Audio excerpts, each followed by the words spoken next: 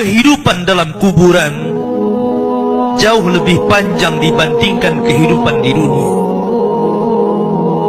Nabi SAW bersabda, a'maru ummati baina sittina wa sab'in, bahwa usia umatku itu hanya berkisar 60 sampai 70 tahun saja. Sedikit yang lewat 70 tahun. Kalaupun ada usia yang sampai 100 tahun, itu sedikit sekali. Tapi kebanyakan di bawah 70 tahun, umumnya umat Rasul itu sudah meninggal dunia.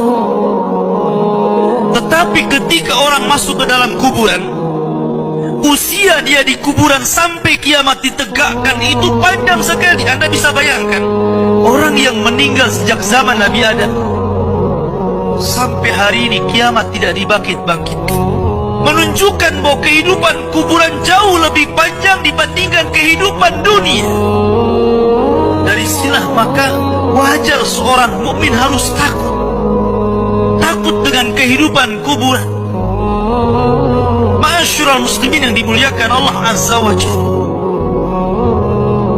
Tetapi para ulama mengatakan, apakah orang yang mendapatkan adab kubur itu munqati atau mustamir, terus menerus ataukah terputus? Kata para ulama, adab kubur itu hanya terputus dengan tiupan sangkakala Israfil.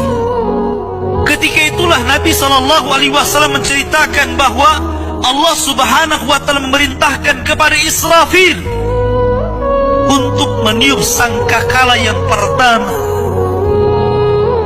Disinilah adab kubur terputus. Karena ketika itu seluruh orang mati,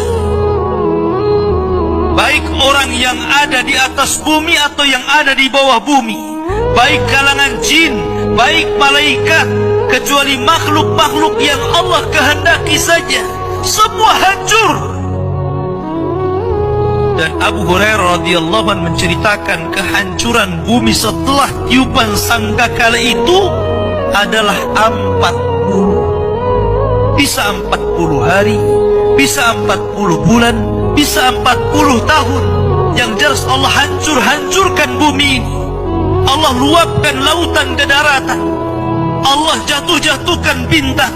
Allah hancurkan gunung sehingga seperti kapas yang dihempas angin. Itulah yang disebut dengan kehancuran alam atau hari kiamat. Baru setelah kemudian bumi tidak bulat lagi, tapi bumi terhampar. Allah ganti bumi yang kita pijak dengan bumi yang baru. Itulah yang disebut dengan padang mahsyar. Maka disitulah Allah Subhanahu wa Ta'ala memerintahkan Israfil untuk meniup sangkakala kebangkitan. Yang kedua kalinya Israfil pun kemudian meniup sangkakala. Maka dari situlah manusia keluar dari perut bumi. Wa akhrajatil ardu athqalaha. Allah keluarkan beban-beban beratnya. Disitulah orang-orang yang beriman, ketika mereka muncul dari kuburan, maka mereka akan berkumpul dengan keluarganya. Allah mengatakan, alladzina amanu wattaba'athum dzurriyyatuhum biimanin alhaqna bihim dzurriyyatuhum. Orang-orang yang beriman, kemudian keimanan diikuti oleh keluarganya, oleh istrinya, oleh suaminya, oleh bapaknya, oleh anak-anaknya, oleh cucu-cucunya. Maka ketika mereka dibangkitkan dari kuburan, mereka langsung berkumpul menjadi satu keluarga. Dan itu sebuah ketenangan. Tapi orang-orang di luar daripada beriman, mereka keluar dari perut bumi seperti dua binatang. Pertama Allah contohkan dengan laron yang berterbangan. Anda bisa melihat laron apabila terbang di atas lampu atau di sekitar lampu. Lihat bagaimana cara terbangnya. Mereka akan saling tubruk dengan kawan-kawannya. Karena pada hari itu anak lari dari orang tuanya, suami lari dari istrinya, orang tua lari dari anaknya. Terkadang mereka bertubruk satu dengan yang lainnya.